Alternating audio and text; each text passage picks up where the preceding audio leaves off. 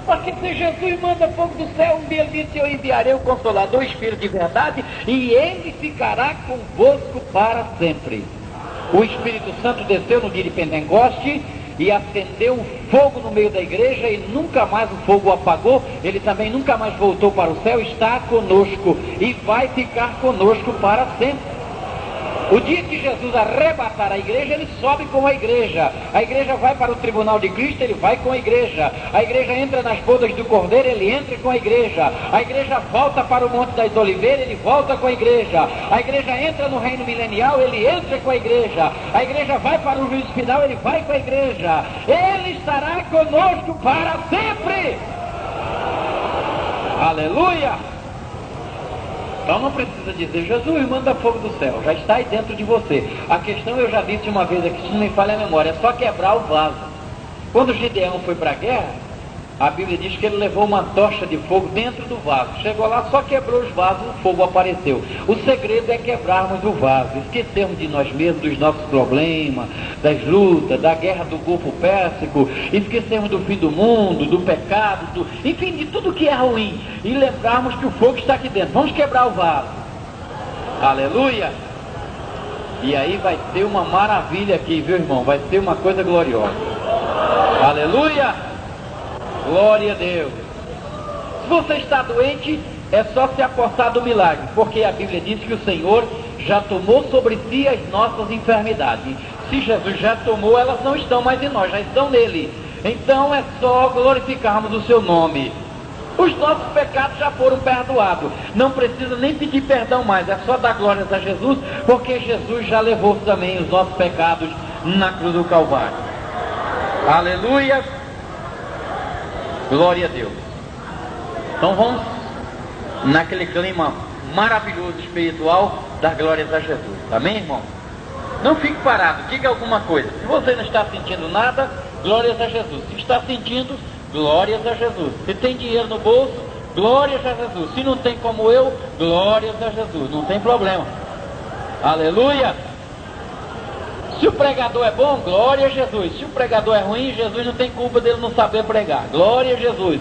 Ele tem que ser louvado e adorado aqui nessa noite. Oh, aleluia! Você já sabe, eu só prego para crente mesmo. O pastor Célio até falou de fazer trabalho ao ar livre. Eu gosto, prego, só que eu gosto mesmo é da igreja. Quando eu estou no templo, eu me sinto assim mais à vontade. Deus chama cada um e coloca para fazer um trabalho. Há pessoas que só gostam de pregar no ar livre, como o pastor Edecardo Takayama. Ele só gosta de conferência, só na praça. Eu já me sinto bem na igreja, porque um dia Jesus me chamou e disse para mim: vai pregar para a minha igreja. Parece até meio assim, meio paradoxo, mas é uma realidade. Ele chama uns para pregar, evangelizar, outros, como no caso do Pedro, o Paulo, né? A princípio Jesus mandou o Pedro pregar para o gentio, mas Jesus viu que não dava muito certo, porque o Pedro era meio judeu, assim, gostava muito da lei de Moisés. Aí disse: o jeito é levantar outro. Aí trouxe o Pedro de volta lá para apacentar a igreja em Samaria, dirigir a igreja lá na Judéia, e levantou Paulo. E aí mandou Paulo lá para o meio do gentio. E o Paulo se sentia bem. Ele chegava num lugar, o pessoal não comia carne de porco, ele também não comia. Se comia, ele também comia. Se trabalhava no sábado, ele trabalhava. Se não trabalhava, ele também não trabalhava. Era um homem maleável, e Deus precisava exatamente de um homem como Paulo. Oh, aleluia! Glória a Deus! Então Deus chama cada um e coloca para fazer determinados trabalhos que nós não compreendemos. Eu espero que nessa noite a mensagem não só alcance o coração dos irmãos, mas também alcance o coração dos nossos amigos que vieram aqui para ouvir a palavra de Deus. Amém? Às vezes nós tentamos especificar a mensagem, tentamos caracterizar a mensagem, mas o Espírito Santo é que sabe a necessidade da igreja. Às vezes nós queremos preparar sermão, esse tipo de sermão aqui, ele vai alcançar os nossos amigos, mas Deus é que sabe a mensagem que ele vai usar. Falamos bonito, etc. E às vezes ninguém aceita. Não sei se eu já contei para os senhores uma certa feita que passei por aqui, de um pastor que recebeu uma pessoa muito nobre na sua igreja. Era uma pessoa muito culta, muito inteligente, e então ele preparou o sermão que era exatamente para alcançar a vida daquela pessoa. Botou o vice-presidente para dirigir o culto e disse para o vice-presidente: não me dá oportunidade para qualquer um não, eu sou pregador. O senhor canta os hinos, lê a Bíblia e passa logo para mim, porque o doutor fulano de tal vai estar aí para assistir o culto e ele precisa ser salvo nessa noite. E o vice-presidente fez como o pastor mandou, mas na hora de fazer a leitura, ele chamou o irmãozinho para fazer a leitura. O irmãozinho humildezinho que sabia ler assim, bem pouco, mas que era crente. E o pastor falou, meu Deus do céu, logo esse irmão. E o irmão veio lá apavorado, não sabia nem aonde ler, abriu lá em 1 Crônicas. E começou a ler na genealogia, onde fulano gerou fulano, Bertano gerou ciclano, ciclano gerou fulano, e foi lendo. Leu um capítulo todinho, aquela genealogia assim bem longa, cansativa que tem lá no livro de Crônica, mas é a palavra de Deus, irmão. É a palavra de Deus.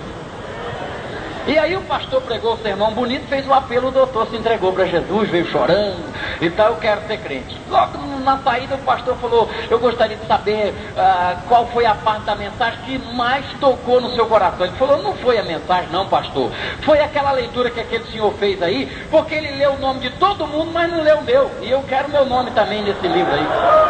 Aleluia!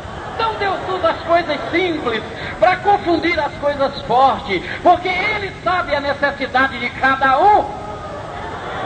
Oh, aleluia! E nesta noite Ele vai falar aos nossos corações através da sua palavra, como Ele quiser falar. Então somente vocês precisam exaltar o seu nome, e na medida em que nós nos exaltarmos o seu nome, Ele vai liberando o poder do seu Espírito. Aleluia! Vamos ler a Bíblia Sagrada. Na carta de Paulo aos Filipenses, capítulo 2, versículo 3. Na carta de Paulo aos Filipenses, capítulo 2, versículo 3.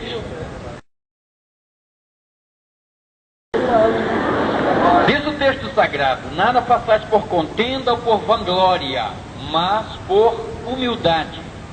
Cada um considere os outros superiores a si mesmo. Eu quero basear a mensagem nesta noite que Deus me deu na última parte do versículo. Cada um considere os outros superior a si mesmo. Cada um considere os outros superiores a si mesmo. Amém, irmão? Podeis assentar, muito obrigado. Uma das coisas que eu acho muito importante na igreja é o ensino. Um dia eu disse, meu Deus, eu gostaria de pregar assim, evangelizar, distribuir folheto. E então Deus me fez compreender que o ensino era muito necessário para a igreja, principalmente a igreja no Brasil. Deus me mostrou através de uma visão que havia muitas pessoas semeando. Havia muitas pessoas semeando através do rádio, da televisão, de jornais, de evangelismo pessoal, de folhetos e por outros meios de comunicação. E Deus me fez entender que uma das regras do semeador é nunca semear mais do que ele possa cuidar. Nós só podemos semear, o semeador só pode semear aquilo que ele pode cuidar. E ele me fez compreender que há hoje um excesso de semeadura que precisa ser cuidada. E então me disse, ensine a minha palavra, fale ao meu povo. Quando eu tinha apenas 12 anos de idade, eu tive um arrebatamento de mais ou menos 1 hora. Depois de meus pais pensarem que eu estava morto, eu andei em algumas regiões que eu não conhecia, na região celestial, e Deus me mostrou naquela época uma plataforma e milhares de pessoas, de ovelhas que tinham as suas lãs muito brancas, mas que precisavam de ser alimentadas, estavam de boca aberta em volta daquela plataforma, e eu estava em cima, era um garoto de 12 anos, e o Senhor me dizia para mim, você vai alimentá-las em todo o mundo. Havia ovelhas de toda a parte da terra que estavam ali presentes. Depois disso, aquele arrebatamento prosseguiu, e o Senhor me levou até o inferno e me mostrou algumas coisas terríveis. E depois, na volta, ele me disse, essa visão, esse arrebatamento vai se cumprir na tua vida. E os anos se passaram e Deus me chamou para pregar o Evangelho depois de 25 anos de idade. E eu sinto a necessidade de transmitir para o povo de Deus uma mensagem de avivamento, uma mensagem de estímulo, uma mensagem de fé. Eu disse que ultimamente não estou pregando mais o inferno, não, porque o povo já está vivendo o inferno. Eu prefiro hoje mostrar-lhe o céu. Eu sei que o inferno é real, a Bíblia fala dele, ele existe, muita gente vai para lá, mas Jesus me ensinou uma lição. Se eu posso mandar para o céu, por que ficar mandando para o inferno? É muito melhor mandar para o céu. Então eu estou só mandando para o céu ultimamente, e porque nós estamos vivendo dias difíceis, e é tão gostoso falar de coisas boas, de coisas maravilhosas. O povo precisa ouvir coisas boas. Aleluia! Meus queridos irmãos, cada um considere os outros superiores a si mesmo. Outro dia eu estava lendo a Bíblia e de repente o Espírito Santo prendeu a minha atenção a esse texto. Eu já teria lido esse texto muitas outras vezes, mas esta vez foi especial. De repente me preocupei. Por que considerar os outros superior a nós mesmos? Por que considerar os outros, outras pessoas, superior a mim?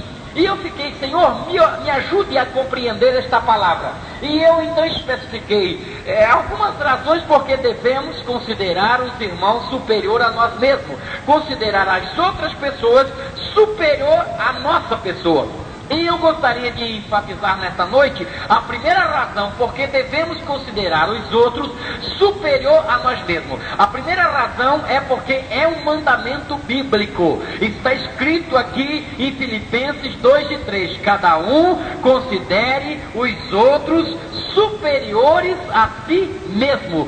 Paulo não estava fazendo um pedido, eu entendo que ele estava dando um mandamento, mas logo que Paulo deu esse mandamento para a igreja de Filipe, este mandamento é óbvio, é de caráter universal, ele serve para nós também. Bem, mas se Paulo fez questão de dar este mandamento, eu gostaria de lembrar aos senhores que há uma razão importante para isso, porque há muitas outras razões em torno deste versículo, porque nós devemos considerar os outros superior a nós mesmos. Eu gostaria de enfatizar logo direto a segunda. A segunda razão porque nós devemos considerar os irmãos superior a nós mesmos, porque é um exemplo dado por Jesus. E Jesus disse: aprendei de mim, que sou manso e humilde de coração. Mas o fato de nós aprendermos só a mansidão não é o bastante. Temos que aprender de Jesus em todos os aspectos, porque afinal de contas, Ele é o nosso mestre, Ele é o nosso professor, Ele é o nosso caminho, Ele é a nossa luz, Ele é o nosso pão, Ele é a nossa água, Ele é o nosso Salvador, Ele é a nossa vida, Ele é o nosso eu, Ele é o nosso tudo, e então temos que aprender dele e seguir os seus exemplos. E Jesus deu exemplo que devíamos considerar as demais pessoas superior à nossa pessoa. Veja bem, quando nós lemos São Mateus capítulo 18, versículo 1 a 3, nós encontramos os discípulos de Jesus Cristo se aproximando dele e perguntando: Senhor, quem de nós é o maior no reino do céu? Quem de nós é o maior no reino do céu? Jesus pegou um menino que estava por ali e botou no meio dele e disse: olha, o maior no reino do céu é esse menino aqui. Quem não se fizer igual a esse menino é o menor no reino do céu. Mas qualquer um de vocês que for igual a esse menino, esse será grande no reino do céu. Aleluia!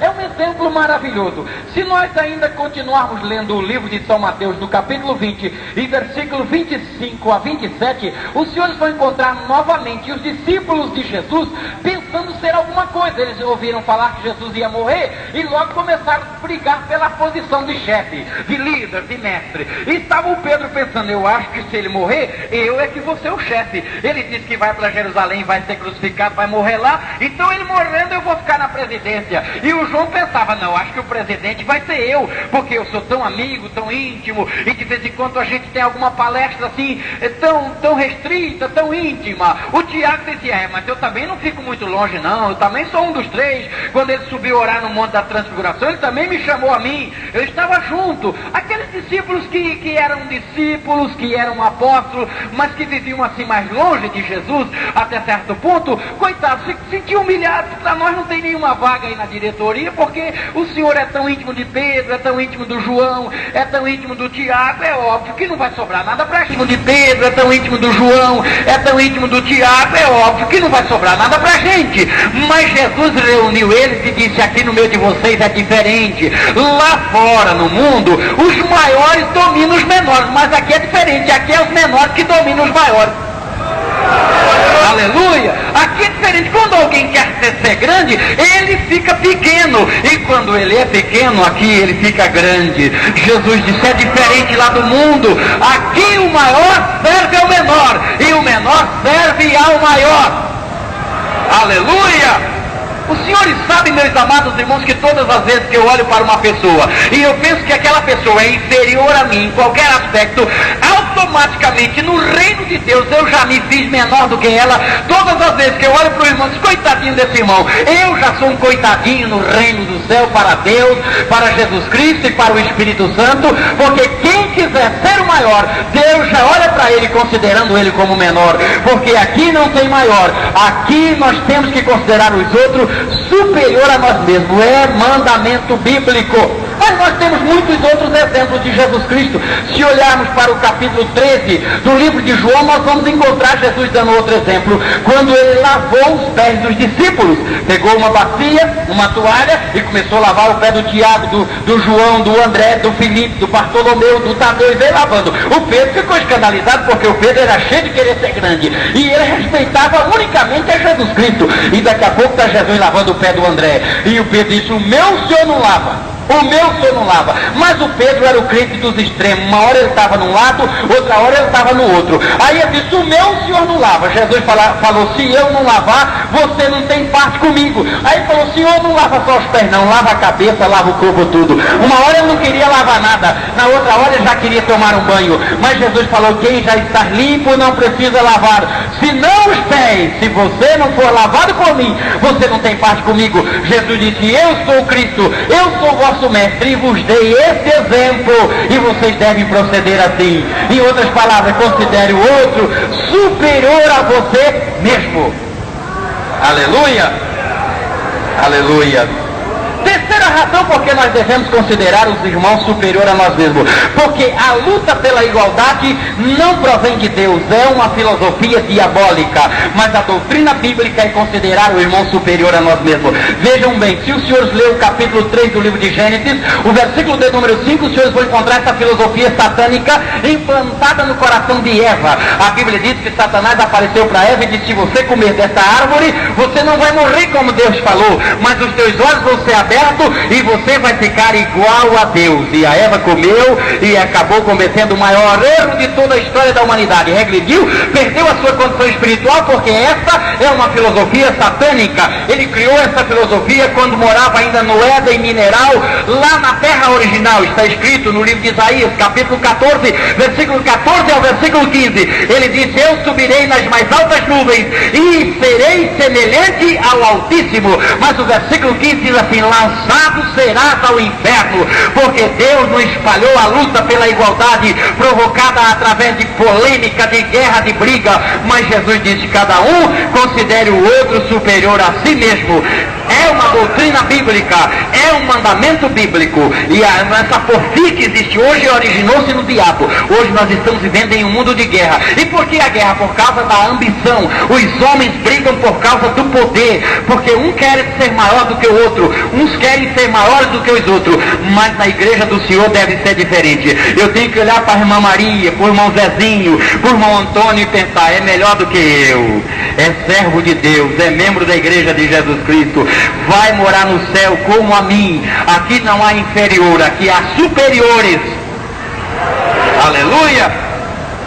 A quarta razão por que nós devemos considerar os irmãos superiores a nós mesmos: porque é uma maneira de fazermos as pessoas inferiores, que pensam que são inferiores, se sentirem bem. O senhor já pensou, irmão? Na igreja hoje nós temos pessoas de várias classes sociais, mas são servos de Deus e vivem debaixo do mesmo teto. Hoje há igrejas por aí que já fazem reuniões particulares, que estipulam o tipo de classe social para participar, mas isso Jesus não ensinou. A Bíblia diz que a igreja primitiva tinha todas as coisas em comum. Os irmãos partiam o pão junto, comiam com singeleza de coração, dava graças a Deus, e o Espírito de Deus era derramado sobre a igreja. Quando eles oravam, Deus movia os lugares aonde estavam. Aleluia! Oh, aleluia! Irmão, eu penso o seguinte: quando uma pessoa se sente inferior, é uma pessoa humilde, é uma pessoa pobre, financeiramente falando, ele se sente bem ter um amigo importante. Então, quando você considera ele igual a você, ele se sente feliz. Quando você vai lá, aperta a mão dele, a paz do Senhor, meu irmão, eu te amo em Jesus Cristo. Só, mas eu tenho, o irmão fulano é uma pessoa tão importante e é meu amigo. Ele disse: eu não vou sair mais dessa igreja, porque os irmãos me amam, eles são meus amigos, ele se sente bem. E toda vez que você despreza alguém, esse alguém fica triste. Isso fere muito, dói demais quando nós desprezamos alguém ou quando somos desprezados. Eu tenho provas evidentes disso porque tenho experiência própria. No começo do meu ministério e até hoje, eu passei por algumas coisas que me marcaram a minha vida, que me magoaram, pessoas que olhavam com desprezo, e isso dói demais. Às vezes nos leva a chorar diante de Deus, a pedir a graça. Eu me lembro que uma das primeiras vezes que eu vim ao estado do Pará, eu fui pregar na cidade de Belém, e ao chegar no aeroporto me receberam, era uma festa de mocidade. Me levaram ao templo central e havia ali muitas pessoas, como os senhores sabem, o templo estava lotado, a tribuna estava cheia de pastores, e eu com essa cara que eu tenho de bobo assim, eu me assentei ali no meio, e um senhor que estava do meu lado olhou para mim e disse: o senhor é o pregador que veio de São Paulo? Eu cocei a cabeça assim e disse: irmão, parece que sou eu mesmo. Aí ele olhou para o irmão que estava do lado dele, deu uma cotovelada e disse: é o pregador. Eu disse: meu Deus. Aí ele olhou para mim e disse: o senhor já pregou para tanta gente assim? Eu disse: nunca preguei, meu irmão. Eu sou acostumado a pregar em São Paulo nas favelas, para 10, 15 bandidos lá, coitados, estão indo para o inferno. Aí eu chego lá e prego. Ele disse: tá bom, irmão. Só olha, aqui essa igreja é composta de pessoas importantes, tem advogado, tem doutor, tem filósofo. Aí foi falando, vai ter uma lista, tinha nome que eu nem sei até hoje o que significa aquilo que ele me falava. Meu Deus, o que é isso? Eu não sei nem que posição é essa. Aí ele foi falando, eu falei: irmão, fica difícil. Ele falou: por que o senhor não pede para o pastor Firmino botar outro para pregar no seu lugar? E amanhã, quando no estudo bíblico vai ter pouquinha gente, aí o senhor fala com um pouquinho de gente. Porque olha, irmão, o senhor não vai conseguir pregar para esse povo. Nessa altura eu já estou suando frio, irmão. Já estou ali numa situação terrível. O homem foi humilhando, foi falando. Eu falei: Jesus, tem misericórdia de mim. Tem misericórdia de mim, irmão. Mas como dói, como é ruim. Eu fui ficando ferido. E o irmão foi falando. E eu falei: tá bem, irmão. Não adianta eu pedir para não pregar, porque é a primeira vez que eu estou vindo aqui. Se eu pregar e Deus abençoar, eu me saio bem. Se eu pregar e não pregar mal, eu me queimo. Se eu não pregar, eu estou queimado do mesmo jeito. Então seja o que Deus quiser. Irmão, e aí o pastor Firmino me deu a oportunidade. Mas Jesus olhou lá de cima e falou: coitado do Jacques, eu vou ter misericórdia dele. E naquele dia Jesus escancarou o céu mesmo assim, abriu o céu. Oh, aleluia! A glória de Deus desceu sobre a minha vida. Jesus viu que eu estava humilhado, e a Bíblia diz que quando alguém está humilhado ele exalta, mas ele resiste o soberbo, mas ele dá graça aos humildes. Oh, aleluia! E a glória de Deus encheu a minha vida. Quando eu acabei de pregar, ele veio me abraçando: ô pastor, aonde o senhor está hospedado? Estou aí na casa do irmão fulano. Se o senhor não tiver carro, eu levo o senhor lá. Você não precisa do seu carro, irmão. Isso é hipocrisia. Porque a Bíblia diz: considere o outro superior a si mesmo. Não importa quem que ele seja, não importa quem ele é. O senhor só está me oferecendo carona porque Deus me usou. Se ele não tivesse me usado, eu dormia na rua. Então não precisa do seu carro, não, irmão. Deus vai continuar cuidando de mim. Não, pastor, mas eu quero ser seu amigo. O senhor me desculpa. Mas, meus amados irmãos, a Bíblia não ensina assim. Não importa quem seja a pessoa, quem seja o indivíduo, mas você tem que apertar a mão dele e dizer: meu irmão, eu estou feliz, eu te amo, você é servo de Deus, sem saber quem é. Oh, aleluia! Aleluia! Oh, xaramarabachuri anderreva xabi andarabai. Eu preguei numa igreja, irmão, no interior aqui do estado do Pará. E o pastor falou para mim: tem um irmãozinho lá da Serra Pelada, irmão, que quer falar com o senhor. Aí eu disse: tá bem, irmão, manda ele lá no hotel para conversar comigo. O irmãozinho chegou lá, Ficou 2 horas, eu cansado, irmão. Sabe desse irmão que quando nunca prega e quando vê a gente começa a pregar pra gente? Ele citava texto que não tem nem no livro de São Cipriano. Mas ele citava, eu dizia, é isso mesmo, irmão, aleluia. Irmão, ele 2 horas ali, mas abraçou, chorou. Aí outro dia encontrei o pastor, como é que tá o irmãozinho? Fala, irmão, é a primeira pessoa a orar pro senhor. Quando ele dobra o joelho na igreja, o primeiro nome que ele fala, abençoa o pastor Jasso, porque ele ficou me escutando aquele dia, me abraçou, é meu amigo, aleluia. Isso é uma satisfação, é uma alegria, irmão. É isso aí, você pode fazer isso. Esse dom está em nós. É tão bom proporcionarmos alegria para as outras pessoas, sermos úteis para o reino de Deus. É tão simples, um gesto, um aperto de mão, um sorriso, um abraço, uma palavra, uma oração, aleluia, um café junto, um almoço. É coisa de Deus. O Iavachama Raiva Shebe Andaraia. Aleluia! Vou chamar o pastor Jacques e o pastor Velho para almoçar na minha casa, mas vou chamar o irmãozinho também lá da periferia. Ele vai ficar feliz, irmão. Esse irmão nunca mais esquece, ele nunca mais desvia, ele nunca mais perde a salvação, porque ele se sente importante na casa de Deus. Aleluia! Aleluia! Aleluia! Aleluia! Quinta razão porque nós devemos considerar o irmão superior a nós mesmos. Porque quando você faz assim, você vive bem com todos. Alguém já viu falar que alguém chegou na delegacia e falou que o delegado é feio, que o delegado não presta? Ninguém faz isso porque ele respeita o delegado como autoridade. O indivíduo chega lá no prefeito com o maior respeito, porque é uma autoridade superior a ele mesmo. Outro dia eu estava no ônibus em São Paulo, quando tinha um cidadão valente querendo bater em todo mundo. Daqui a pouco parou uma rádio patrulha na frente do ônibus, o motorista chamou o soldado desceu, o rapaz valente chamou o soldado até de doutor. Coitado do soldado, não sabe nem o que é doutorado, mas o camarada quando vê é uma autoridade. Não, doutor, tudo bem, o senhor pode ficar tranquilo. Aí eu disse, mas o senhor não é valente? É, mas agora tem uma autoridade aí na porta do ônibus. É isso aí, quando você respeita o irmão superior a você mesmo, você considera o irmão uma autoridade, você admira ele, você trata ele com educação, você quer falar com ele. Se ele te disser alguma coisa que te ofende, você não diz nada, não vou responder porque o irmão é uma autoridade, ele é superior a mim, então eu tenho que respeitá-lo. E assim você vive em paz com todos na igreja, e Deus abençoa a sua igreja, e Jesus salva a gente na igreja, e Jesus batiza crente na igreja, e Jesus prospera o teu caminho, porque você ama os irmãos. Aleluia! Está na Bíblia. Se os senhores lerem o capítulo 3 do Evangelho de João, no versículo 30, os senhores vão encontrar isso na vida de João Batista. A Bíblia diz que João Batista batizou Jesus Cristo e não demorou nada, Jesus também começou a batizar. E começou a batizar mais do que João. João batizava enormes filas de pessoas por dia. As filas de Jesus Cristo estavam maior. Os fariseus olharam assim, se esse homem aí não é aquele que João batizou esses dias, é o tal Jesus de Nazaré, ele mesmo. Os fariseus fofoqueiros, dominados pelo espírito demoníaco de fofoca, vão contar para Jesus. Aí correram lá no Jordão e correram no Jordão, João estava batizando, disseram, João, o senhor se lembra daquele rapazinho que o senhor batizou outro dia aqui? Lembro.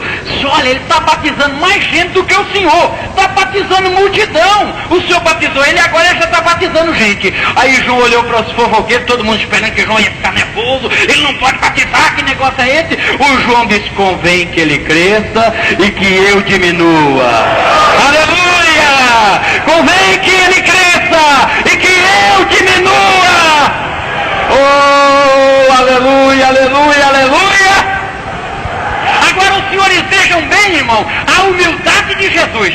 E a Bíblia diz em um outro capítulo que o problema aumentou tanto que Jesus falou, não quero criar problema para o João. Os fariseus ficaram fazendo tanta fofoca, ele está batizando, Jesus largou a Judéia e foi batizar bem longe. O João é um homem humilde, eu não vou criar problema, vou batizar em outro lugar. Jesus foi batizar em outro lugar para não atrapalhar João batizando, porque Jesus tinha aprendido com o Pai. Ele disse, eu vim fazer a vontade do Pai, e a vontade do Pai é essa, cada um considere o outro superior a si mesmo.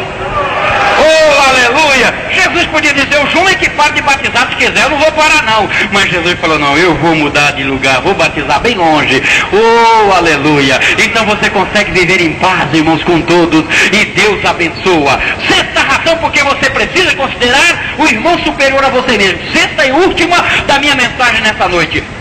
É porque você não sabe o que é que Deus está fazendo através do irmãozinho humilde na igreja. Às vezes você olha o irmãozinho, olha a irmãzinha e pensa, coitadinho nada. Às vezes estão fazendo um grande trabalho para Deus, um trabalho maior do que o meu, um trabalho maior do que os melhores conferencistas do Brasil, um trabalho poderoso, porque eu disse hoje para as irmãs ali na cozinha, quando conversávamos, Deus tem os seus escolhidos, mas Deus também tem os seus escondidos. Os escolhidos para ministério, para pregar, para cantar, estão aí em cima das tribunas, todo mundo conhece, o mensageiro bota o nome dele na manchete, a Seara bota a fotografia, os jornais estampam aí em manchete a notícia, todo mundo chegou, pastor, eu vi o senhor pregou em tal lugar, eu vi no Mensageiro da Paz.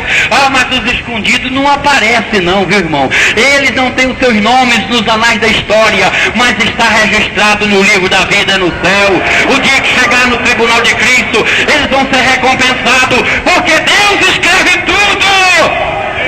Oh, aleluia! Eu quero dar um exemplo da minha vida.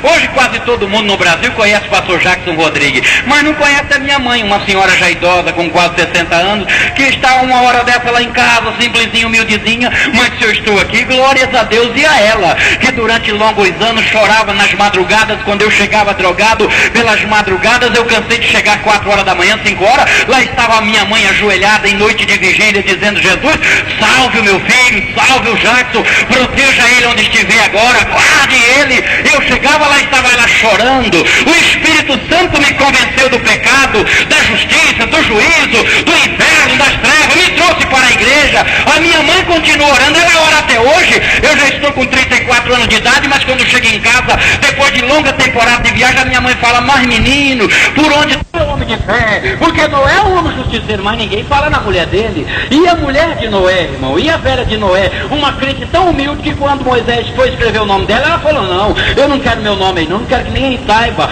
Deus sabe o que é que eu fiz para ajudar o meu esposo a construir a arca. Aí Deus ficou tão preocupado com a mulher de Noé que Deus faz questão de citar, referenciar a ela várias vezes na Bíblia. Faz uma arca para ti e a tua mulher. Entra na arca tu e a tua mulher. Ela não quer dar o nome, mas bote ela na arca. Saia da arca tu e a tua mulher. E Noé saiu da arca, ele e a sua mulher. Aleluia! Oh, glória! Era uma anônima, era uma escondida de Deus. Os senhores já pensaram? 120 anos o velho Noé fazendo a arca e a mulher ali do lado dele. Ela entrou na arca e saiu da arca. Ele saiu da arca e encheu logo a cara de vinho, se desviou. Mas a mulher dele não conta na Bíblia que ela bebeu, não. Ela tinha mais temor do que ele. Ficou ali, aleluia. O Noé está o erro dele, mas a mulher dele não. A Bíblia não diz nada sobre ela. Ela era a crente que Deus precisava, escondida, mas ali do lado de Noé. 120 anos, pastor, já pensou nisso? O Noé larga tudo, começa a fazer um barco lá no meio da terra seca, numa época que ninguém nunca tinha visto chuva, como ele dizia que vinha. Aí começa, alguém chega, o Noé está caducando. Nada, o Noé, meu esposo, ele teme a Deus, Deus falou com ele mesmo. Mas a senhora não larga esse homem porque ele abandonou tudo, não trabalha mais, só fazendo essa... Não largo não, ele sabe o que está fazendo, Deus chamou ele. 10 anos Noé fazendo a arca, nada de chuva. 20 anos Noé fazendo a arca, 30 anos, lá na escalada da noite, na cama, ele e a velha dele, minha velha, 30 anos de trabalho, mas Deus vai mandar o dilúvio. Não, Noé, pode continuar, eu estou do seu lado, vai mandar mesmo, se ele te falou, ele vai mandar. Aleluia, 50 anos, 70 anos, 80 anos, 90 anos, 100 anos, 110 anos, 120 anos, a velha estava lá. Vamos entrar na arca, Noé. Está terminando aí, meu velho? Estou terminando. Eu quero entrar contigo na arca. Oh, aleluia. Uma escondida de Deus, mas que Deus a amava.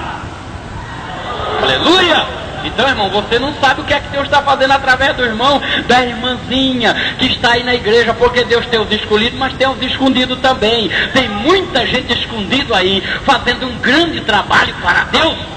Eu quero dar o exemplo de um homem na Bíblia que eu chamo o homem de um talento só. O nome dele é André. A Bíblia só fala 3 vezes no nome de André, com exceção das listas apostólicas. 3 vezes nas listas apostólicas, Deus fala no nome de André. Jesus falou no nome de André, mas referindo-se a ele diretamente, a Bíblia só fala 3 vezes. Mas era o homem de um talento só, o homem que trazia almas para o reino de Deus. Veja bem, irmão, quem é que não conhece o Pedro? Quem é que já não viu falar no apóstolo Pedro? Todo mundo já ouviu. Quem é que já não ouviu um pregador pregar sobre o grande apóstolo Pedro? Quem é que já não ouviu? Todo mundo já ouviu. Agora, quando eu pergunto, quem é que já ouviu falar no grande André? Ninguém ouviu. Dificilmente se fala no André. Mas o senhor sabe que quem ganhou Pedro para Jesus foi o André. Foi o André que ganhou Pedro para Jesus. O André encontrou Jesus, Jesus falou, eu sou o Cristo. O André falou, então eu creio. E aí aceitou logo. Vou contar para o meu irmão Simão. Saiu correndo e falou, Simão, você não sabe que eu encontrei. Quem tu encontrou, André? Eu encontrei Jesus de Nazaré, o Messias de Israel. Tu tem que ir lá ver, Pedro. O Pedro falou, tem certeza, André? Tenho certeza, é ele mesmo. Ele já tem um discipulado, tu precisa de ver. Aí o Pedro falou, eu vou mesmo vê-lo. Aí foi lá, aí o André chegou e apresentou, falou, Senhor, esse aqui é meu irmão Simão. Esse aqui é o Messias que eu te falei. Aí o Pedro aperta a mão de Jesus, muito prazer. Aí Jesus falou, a partir de hoje tu não é mais nem Simão, tu é Pedro. Aleluia. Tu é Pedro. E os senhores lendo a Bíblia, o André some, irmão. Ele apresenta o Pedro para Jesus, e aí o Pedro, muito extrovertido, o André introvertido, aí o Pedro toma conta do cenário. O coitado do André não tem mais nem tempo de falar. O Pedro, Senhor, porque tu és o Salvador, porque tu és o Cristo vivo, porque tu és o Filho de Deus. E aí não dava mais trégua. E o coitado do André se afastou e deixou o Pedro lá. O Pedro tomou conta da situação e o André desapareceu. Mas quem ganhou Pedro para Jesus foi André. Está no 1º capítulo do livro de João. Mas a história não para aí. A segunda vez que a Bíblia fala em André é no capítulo 6 do Evangelho de João, na multiplicação dos pães no deserto. A Bíblia diz que a multidão faminta, o Filipe, muito duvidoso, chegou e falou, Senhor, manda esse povo embora, Senhor. Manda esse povo embora porque já é tarde, eles estão com fome e não há alimentação aqui nesse deserto. Aí Jesus falou, dai-lhe-vos de comer. O Filipe ficou, mas Senhor, 200 dinheiros de pão, eu trabalhado um ano inteiro, não dá para comprar pão para esse povo tudo. Dai-lhe-vos de comer. Vou falar com o irmão Pedro. Chegou lá e falou, irmão Pedro, o Senhor mandou a gente dar comida para esse povão todinho. O Pedro falou, tá brincando já. Ok, não tem condição. João, o Senhor falou que é para nós dar comida para todo mundo. Ah, não dá, não tem condição. Isso é impossível. É 200 dinheiros de pães. Isso é impossível. Tiago, como é que nós vamos fazer? E aí o boato começou a espalhar. O Senhor mandou dar comida. Aí falaram pro André, vem cá, nós estamos aqui num aperto tremendo. Sabe o que o Senhor quer? Que nós damos comida para todo esse povo aqui, André. O André não pensou 2 vezes. Falou, eu tenho a solução. Você, André? Eu tenho um rapaz amigo meu aqui que tem 5 pães e 2 peixinhos. Aleluia! Aleluia! O Pedro falou, mas André, tu perdeu a cabeça? O que é isso para tanta gente? Não, mas eu vou levar o rapazinho para o Senhor e o Senhor vai fazer alguma coisa. Aleluia! Jesus está lá pregando e vem o André puxando na mão do rapazinho. Senhor, tu mandou a gente dar comida para esse povão tudo? Mandei. Ó Senhor, nós temos um rapazinho aqui que tem 5 pãezinhos e 2 peixinhos. Eu trouxe aqui para o Senhor. Aí Jesus falou, passa para cá. E pegou os 5 pães, 2 peixinhos e deu graças ao Pai. Aleluia! E multiplicou e a multidão comeu. Mas o moral da história é que o André desaparece. O André some. O senhor vai ler a Bíblia, não fala o nome de André. Aí o povo assentado, os apóstolos com cesta de pães, aí o André sumiu. Agora o Pedro, que nem acreditar no milagre acreditava, aparece lá com a cesta de pão no meio da multidão. Olha o pão, gente, tem pão para todo mundo. O Jesus multiplicou. É isso aí, ele multiplica mesmo. Mas nem crê no milagre ele não cria. Quem creu foi o André, o homem de um talento só, o escondido de Deus no meio dos apóstolos, mas que amava a Jesus. Aleluia! Aleluia! A outra vez que a Bíblia fala no André é no capítulo 12 do Evangelho de João. A Bíblia diz que Jesus estava pregando um sermão e um grupo de gregos que tinha vindo a Jerusalém e já iam ter que ir embora e era muito longe, e estavam com pressa, resolveram falar com Jesus na hora da mensagem. E aí foram lá falar, Filipe, nós queríamos falar com o mestre. O Filipe falou, está pregando agora, fica ruim parar de pregar. Não, mas nós moramos na Grécia, é um pouco longe, temos que ir embora agora, não dá pra gente falar com ele não? É quase impossível, tá meio difícil. Aí, mas eu vou chamar o André. André, esses gregos aqui querem falar com Jesus. O André falou, pra já, mas ele está pregando, André, mas não tem problema não, deixa comigo. Aí falou para os gregos, me acompanham. Aí no meio da multidão, o André levou os gregos lá, pediu licença para um, para outro. Aí chegou lá, Jesus estava pregando, e Jesus já conhecia o André. Sabia que quando o André vinha, é porque era coisa boa. Porque tem gente que pede tanta coisa sem saber o que está pedindo, que quando ele pede, Jesus fala, é o Antônio? Você é acostumado a pedir, não sabe nem o que quer. Mas o André era diferente. Quando o André chegava, quem está falando é o Pedro é falador mesmo. Quem está falando é o Felipe é falador meu. Quem está falando é o André. Opa, é o André que está falando, então tem coisas boas. Aí falou para os gregos, me acompanham. Aí no meio da multidão, o André levou os gregos lá, pediu licença para um, para outro. Aí chegou lá, Jesus estava pregando, e Jesus já conhecia o André. Sabia que quando o André vinha, é porque era coisa boa. Porque tem gente que pede tanta coisa sem saber o que está pedindo, que quando ele pede, Jesus fala, é o Antônio? Você é acostumado a pedir, não sabe nem o que quer. Mas o André era diferente. Quando o André chegava, quem está falando é o Pedro é falador mesmo. Quem está falando é o Felipe é falador meu. Quem está falando é o André. Opa, é o André que está falando, então tem coisas boas. Aí Jesus está pregando, o André chegou e bateu no ombro de Jesus, Senhor, eu preciso falar. Aí Jesus parou a mensagem na hora. O que tu quer, André? Eu estou trazendo uns gregos aqui, eles querem falar com o Senhor. Jesus pediu licença para a multidão, se eu vou atender os gregos aqui que o André está trazendo. É um ganhador de alma para o meu reino. Aí disse para os gregos, o que é que vocês querem? Começou a pregar ali para os gregos, e a Bíblia diz que Deus aprovou tanto o trabalho de André, que um anjo do céu falou com Jesus naquela hora, e os gregos ouviram a voz de Jesus Cristo, a voz de Jeová. E a Bíblia diz que quando Paulo chegou na Grécia, já tinha grego dando glórias a Jesus Cristo de Nazaré, porque o André levou eles para Jesus Cristo. Oh, aleluia!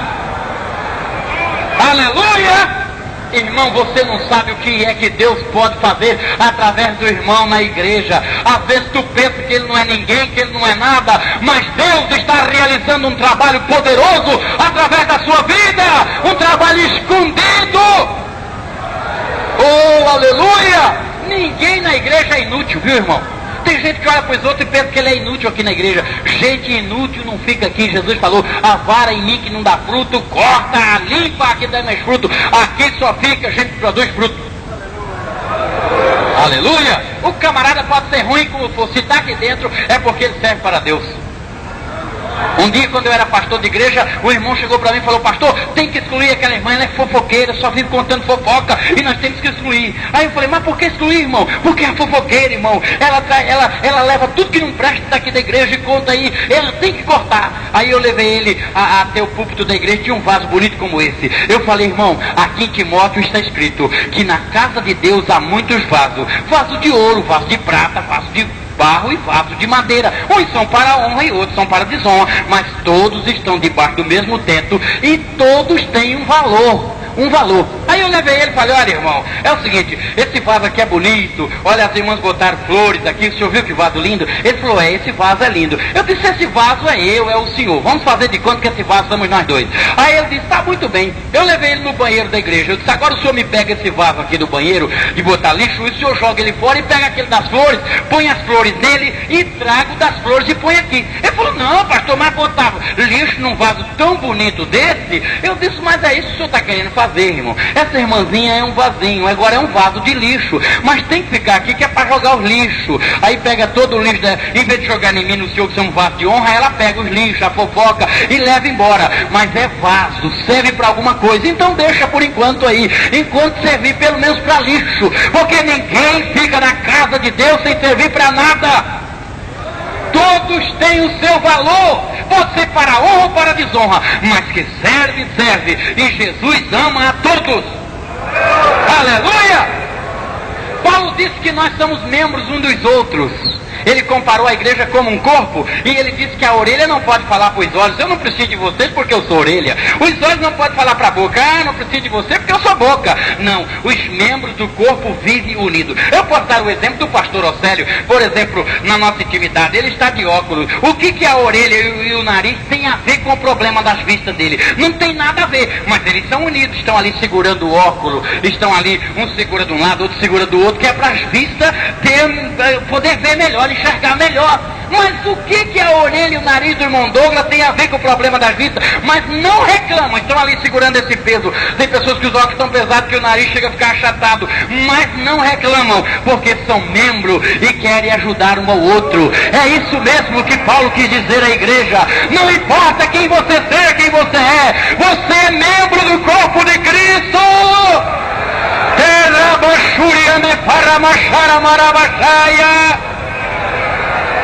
Aleluia!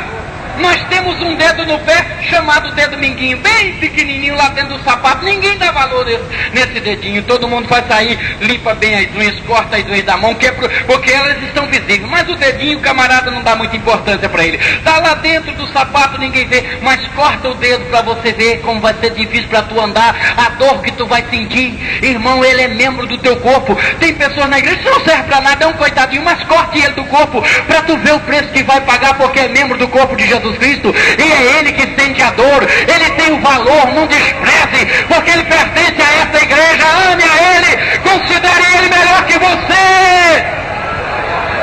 Oh, aleluia!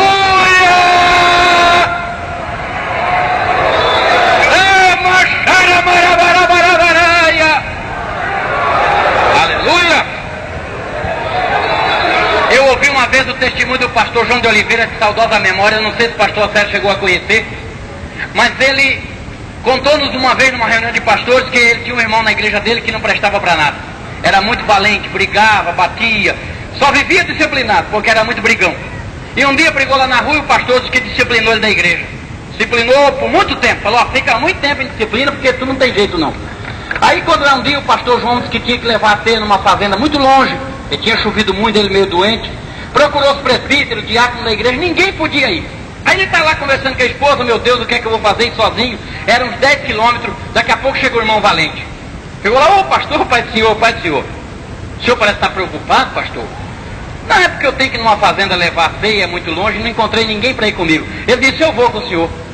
Aí o pastor João falou, meu Deus, não, eu vou com o senhor, não deixo o senhor sozinho não, pastor. Nós vamos, mas eu vou a pé, irmão, eu vou também a pé, não tem problema, nós vamos junto. E o pastor falou, meu Deus, o pessoal vão ver eu andando na rua, que esse homem valente, vão dizer, o pastor da igreja já está andando com aquele brabo lá. Mas o homem falou, não, sozinho o senhor não vai, eu vou contigo. Nós vamos juntos. E aí caminharam uns 8 quilômetros no interior. Quando chegaram num lugar, tinha um barranco muito alto de um lado e de outro, e uma poça de lama enorme. Aí o pastor João de Oliveira falou, meu Deus, olha irmão, como nós vamos passar? Não dá para subir de um lado nem do outro, temos que passar dentro da poça. Aí o pastor foi tirar o sapato, ele falou, não irmão, o senhor não vai tirar o sapato não vai pisar na lama. Mas irmão, o que o senhor vai fazer? O senhor vai montar aqui nas minhas costas, e eu vou atravessar o senhor na lama, porque eu não presto para nada mesmo, eu não vou nem tomar ceia, eu posso sujar os pés, agora o senhor não pode sujar os pés. Aleluia. Aí o pastor montou nas costas do irmão, e o irmão saiu por dentro da lama, e ele disse, irmão, não é qualquer crente cheio do Espírito Santo que faz isso não. Aí eu descobri que aquele irmão tinha um valor, carregar o pastor nas costas, para passar as poças de lama. Todo mundo tem o seu valor na igreja, você não sabe disso, mas Deus sabe, o Espírito Santo sabe, Jesus Cristo sabe, e por isso você tem que considerá-lo. Aleluia! Agora escute, só para concluir. Na igreja tem os pobres humildes que Jesus usa, mas também tem as pessoas importantes, tem os colarinhos brancos de Jesus, tem os magnatas. Esses magnatas também tem que ser considerados na igreja, porque só porque a gente é pobre, fica olhando para o outro assim meio torto, isso aí não vai para o céu, é engano, irmão. Jesus também escolheu o Pedrinho, pescadorzinho analfabeto, escolheu o coitado do irmão André, mas também escolheu gente grande. Ele chamou gente importante para o seu ministério, e eu quero vos dar o exemplo disso na igreja primitiva. 2 homens da igreja primitiva.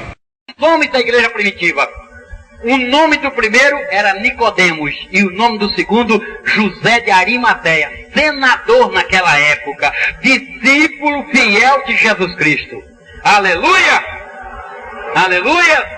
discípulo fiel. Nicodemos era mestre em Israel. Ele era professor em Israel, dava aula para os mestres. Ele era mestre dos mestres. Mas ele ouviu falar de Jesus Cristo e disse, eu vou falar com esse homem. E a Bíblia diz que ele foi ter de noite com Jesus. E a gente que pensa que Nicodemos era covarde. Nicodemos não foi ter de noite com Jesus porque era covarde não, porque era intelectual. E o intelectual sabe que o outro vive sempre ocupado. E ele disse, eu vou de noite, porque eu não quero que ninguém atrapalhe a nossa conversa. Ele é mestre, também tem o seu discipulado, trabalha o dia todo ensinando, eu quero ir de noite, porque aí eu posso falar com ele só nós dois. E vou na casa dele. E naquela noite Nicodemos foi para lá. Se eu pudesse intitular o tema do encontro de Jesus e Nicodemos, poderíamos dar o seguinte título: o encontro dos intelectuais. Dois grandes intelectos se encontraram naquela noite. O Nicodemos bate a porta. Jesus abre a casa. Quem é o senhor? Ah, o senhor é o Messias? Eu sou Jesus de Nazaré. Olha, eu sou o doutor Nicodemos. Muito prazer,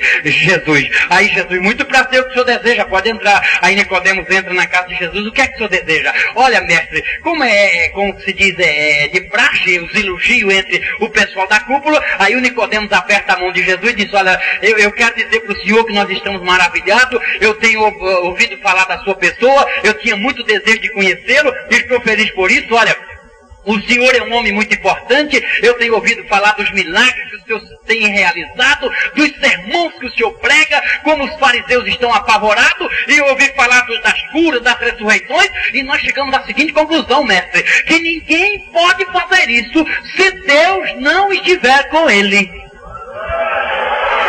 E como é de praxe, pastor Nicodemos, pensar que Jesus falasse, muito obrigado, é modéstia do Senhor e tal, mas nós nos preparando e tal. Isso é normal entre pessoas importantes. Jesus olhou para ele e disse, se você não nascer de novo, você não pode ver o reino de Deus. Nicodemos falou, não estou entendendo, o senhor é um homem culto, está errado, o senhor não conhece biologia, isso contraria a biologia. Um homem velho como eu não pode nascer de novo, voltar ao ventre da minha mãe para nascer de novo, não. O senhor nunca estudou o processo biológico, não, mestre. Na verdade, eu te digo, se não nascer de novo, não pode nem ver o reino do céu. Peraí, mestre, eu não estou entendendo. Você não é mestre Israel, eu sou. E não entende as coisas terrestres? E ainda quer saber das espirituais? Se não entende as terrestres, e se eu te falar das espirituais?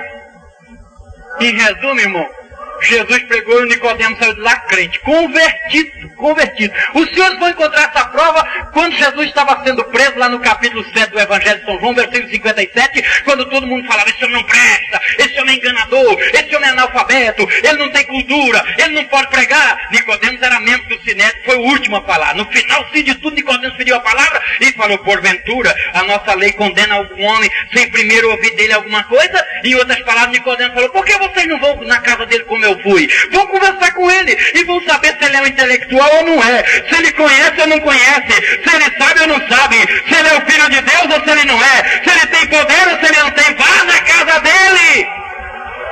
Aleluia! E a Bíblia diz assim, cada um foi para a sua casa. Nicodemos acabou com a reunião do concílio, porque ele não era covarde não, mas era prudente e fiel seguidor de Jesus Cristo. Aleluia! E o outro era José de Arimateia, o senador. Agora tem uma coisa, irmão, era o tipo do crente que não ia no culto ar livre na favela, era o tipo do crente que não saía a pé na rua distribuindo folhetos. O dia que Jesus expulsou o demônio do gadareno, não estava nem o Nicodemos e nem o José de Arimateia. O dia que Jesus acalmou o vento lá no mar, não estava nem o Nicodemos e nem o José de Arimateia, porque não sabia nem remar. Rema era com o Pedro e João mesmo, mas José e Nicodemos era lá no escritório, lá no gabinete em Jerusalém. O dia em que Jesus ressuscitou o filho da viúva de Naim, não estavam na estrada de Naim também, nem o Nicodemos e nem o José de Arimateia. Na hora que Jesus foi preso no horto, eles não tinham ido no culto de oração também. Estavam muito ocupados na cidade, não deu tempo de chegar na hora da oração. O Pedro estava lá, o João estava lá. O Pedro até dizendo, não senhor, eu morro contigo. E o Nicodemos não deu para ir. Na hora da crucificação, o Nicodemos não estava lá, nem o José de Arimateia. Mas daqui a pouco espalhou um boato. Jesus morreu. Jesus está morto lá na cruz. Não tem ninguém para tirar o corpo dele na cruz. Alguém chegou correndo no gabinete do José de Arimateia. José, senador, por favor, o homem está morto lá na cruz, não tem parente, não tem amigo, não tem ninguém por ele. E os discípulos dele abandonaram. O Pedro, que era tão valente, está escondido, preso, trancado dentro de uma casa. O João está decepcionado. O Tiago não quer nem falar nada. O Tomé virou incrédulo mesmo, está incrédulo de tudo. O Felipe está cheio de dúvida. O Bartolomeu diz que vai voltar a pescar. O Pedro também vai voltar. E o homem está lá na cruz. O senador de Jesus está nessa situação. Jesus, o mestre Jesus, está desse jeito. É agora mesmo. Eu vou falar agora com o governador. Vou falar com Pilatos agora. E foi para o gabinete de Pilato. Chegou lá no gabinete de Pilato e disse: olha, governador, eu vim aqui dizer para o senhor que eu quero o corpo do meu mestre Jesus Cristo para sepultá-lo. O Pilato falou: e ele já morreu e eu preciso do corpo. O Pilato, eu acho que olhando assim, se você é discípulo dele também, sou discípulo dele e não vou deixar o corpo dele lá não, eu vou enterrá-lo. Aí o Pilato logo liberou. Se o Pedro vai lá, ia até preso, coitado do Pedro. Pedro chegasse lá: Pilato, eu quero o corpo de... Não sabia nem falar com o presidente, coitado do Pedro. Se vai o André também, ficava preso. Agora era a hora do José de Arimateia. Aleluia! Alguém falou: mas tu vai dar o corpo desse enganador? Quem está pedindo é o senador José de Arimateia, e não posso negá-lo. Um pedido porque ele é uma pessoa importante para o meu movimento político. Afinal, era a época de eleição, e José de Arimateia é influente na política em Jerusalém. E aí o Pilato liberou o corpo, e daqui a pouco, quando José de Arimateia vai saindo para ir na cruz tirar, vem o Nicodemos apavorado. Aonde tu está indo, senador José? Eu estou indo tirar o corpo do nosso mestre da cruz, eu também vou contigo. E o Nicodemos foi com José de Arimateia, os soldados com ele, soldado romano. Chegaram lá no Calvário, os soldados foram no primeiro preso e quebraram as pernas do ladrão. Foram no da direita e quebraram as pernas do ladrão. Quando foi tirar Jesus Cristo, José de Arimateia falou: não quebre um osso dele, tire ele com carinho, com muito amor, porque é meu mestre. Se vocês fizerem qualquer coisa com raiva, com ódio, eu boto vocês na rua, tu perde a farda. Os soldados tiraram Jesus com carinho. A Bíblia diz: não quebrou um osso para as escrituras se cumprir. Tiraram com carinho. Também, irmão? O senador José está aí olhando. Se tocasse com raiva em Jesus, mandava embora do emprego. Era o senador, coitado do soldado. Com raiva, mas tirou Jesus com amor, com carinho. Está aqui, senador. Aí José pega de um lado, aí o Nicodemos pega do outro. Agora vamos levar ele. Aí desceram o Gólgota. Chegou lá embaixo, o José falou: vou passar numa loja de confecção, quero comprar uns lençóis limpinhos, bem branquinho, que é para enrolar. Aí pararam lá, compraram uma peça de pano, enrolou bem o corpo de Jesus. José de Arimateia. Aí o Nicodemos: senador, estou me lembrando que nós temos que perfumar o corpo dele. Aí passaram numa perfumaria, chegou no dono da perfumaria: nós queremos 100 arretel de mirra. O dono da perfumaria assustou. Para que 100 arretel? É equivalente a um ano de trabalho de um brasileiro, o valor de 100 arretel de mirra. Nós queremos 100 arretéis de mirra. Para que tudo se perfume? É para botar no corpo de Jesus Cristo, nosso mestre. Oh, aleluia! Aí perfumou bem o corpo de Jesus. A mulher seguiu Jesus direto, não saía do culto ao ar livre, estava lá na libertação do Gadareno, na crucificação, mas só que chegaram atrasados. Quando chegaram lá com os perfumes, o anjo falou: já foi embora, ele já ressuscitou, não está mais aqui não. Chegaram tarde demais. José de Arimateia também já tinha perfumado ele antes da ressurreição. Aí botaram Jesus no sepulcro. Mas veja bem, Jesus não tinha sepulcro. E aí o Nicodemos disse: José, e aonde nós vamos botar ele? Eu não tenho sepulcro. Jesus não tinha sepulcro. E aí o Nicodemos disse: José, e aonde nós vamos botar ele? Eu não tenho sepulcro. E José falou: eu tenho um sepulcro que eu mandei cavar numa rocha, é um sepulcro da minha família. Mas José, a lei dos judeus é o seguinte: só entra parente no sepulcro, é especial da família. E o José disse: mas eu vou botar ele, afinal, ele é mais do que meu parente, ele é meu mestre, é meu Senhor, é meu Salvador, é o meu Cristo. Oh, aleluia!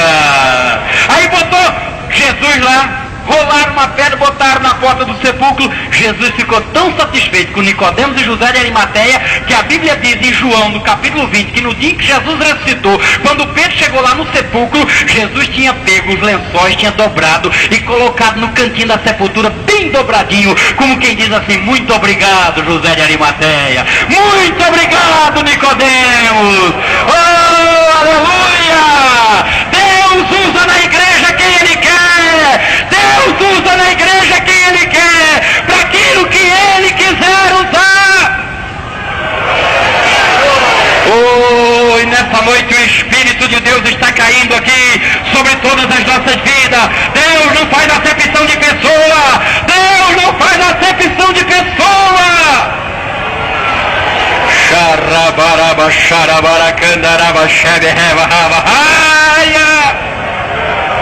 Cada um considere o outro superior a si mesmo. Ô irmãozinho humildezinho, a paz do Senhor, meu irmão, eu te amo. O irmão doutor fulano de tal, a paz do Senhor, meu irmão, eu te amo. O irmão loirinho, branquinho dos olhos azul, a paz do Senhor, irmão, eu te amo. O irmão pretinho, escurinho, a paz do Senhor, irmão, eu te amo. Você é melhor do que eu.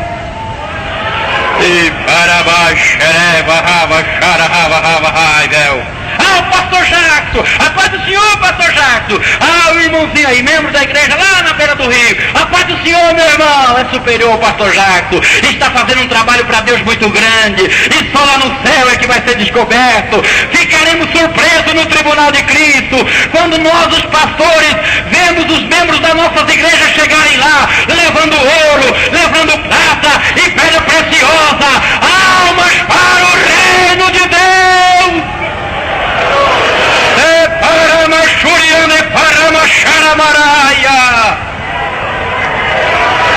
Deixa a glória de Deus entrar no teu coração. Deixa a glória de Deus encher a tua vida.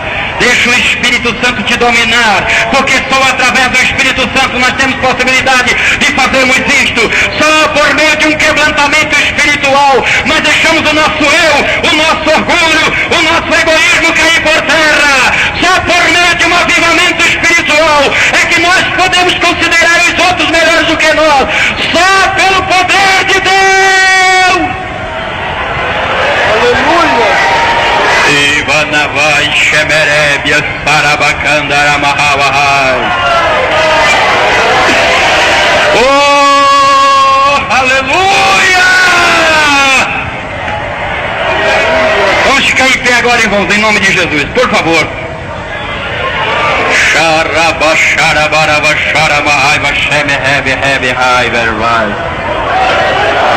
Aleluia! Aleluia! Os senhores querem ver como o Espírito Santo gosta disso, irmão?